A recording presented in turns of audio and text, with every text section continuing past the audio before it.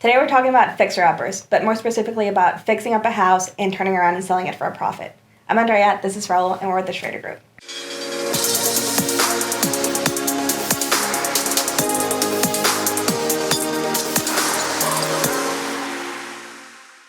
So what's a fix and flip? So fix and flip is typically considered something that you're going to get that's been dated. Sometimes it's just older and the modern trends aren't in there. So we would call it like a cosmetic flip, to where we go in there, paint floors, do some cabinet painting or some things like that, to where we're still trying to use the same structure, but we're just trying to improve the appearance a little bit. So what's the strategy behind it? So on a fix and flip, there's a lot of different ways that we can look at it. We have what's called hard money loans, which some people explore.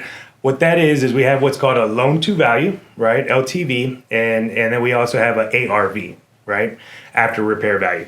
So what ends up happening is the investor looks at what would this ARV be, after repair value be, once it's completed and once it's been put back together, right?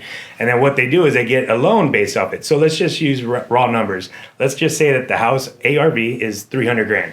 Well, lenders typically will lend up to 70% for rehab dollars and for acquisition dollars. Okay. So if we use that math, it would be total 210. So what ends up happening is the lenders like to make sure that there's enough meat on the bone, and the investor wants to make sure, in case they have to fire sell, they get their money out and still make it and turn a small profit. So is there a general rule on how much money? Yeah, so like, let's say, use that same example, 300K is the ARV, after repair value. The lender's only going to lend up to 210,000 of it, right? Okay. So the idea is you buy it for anywhere between 130 to 150. You put anywhere between 60 to 70 grand into it, to where you're still maximizing that threshold. But then, if you have cash, it's a little bit easier, because then you don't have to worry about all the things that go along with it.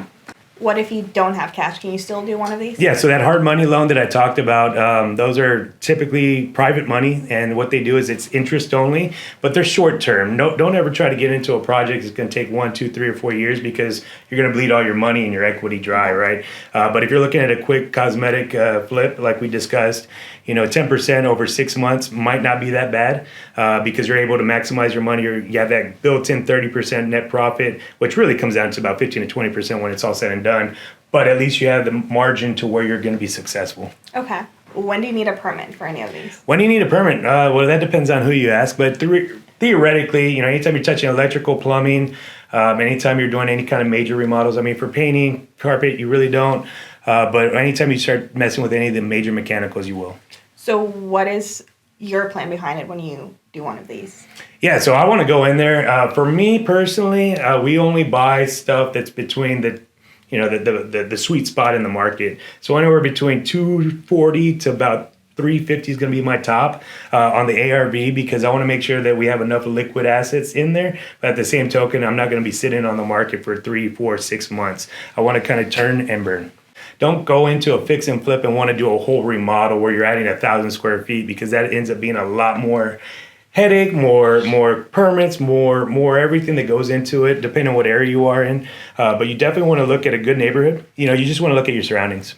So how can a realtor help in this? Well, a realtor is huge in this situation, because then we're able to give you expert details. We run a CMA to kind of give an idea of what your maximums are. And then we also put, like, what is your drop dead, bare minimum, right? Because we always want to have a stop hold kind of deal, okay, in case something changes in your life, or in terms of the market changing. You always want to have that option to where if you had a fire sale, you could get your money back, repay whatever loan you took out. But at the same token, you're able to make a little profit if you can. Cool, great. This was great info. Absolutely. If you have any other questions, I'd be happy to help you guys run some numbers, some scenarios. But ultimately, we just want to help you guys out. It's been a pleasure. Have a blessed day.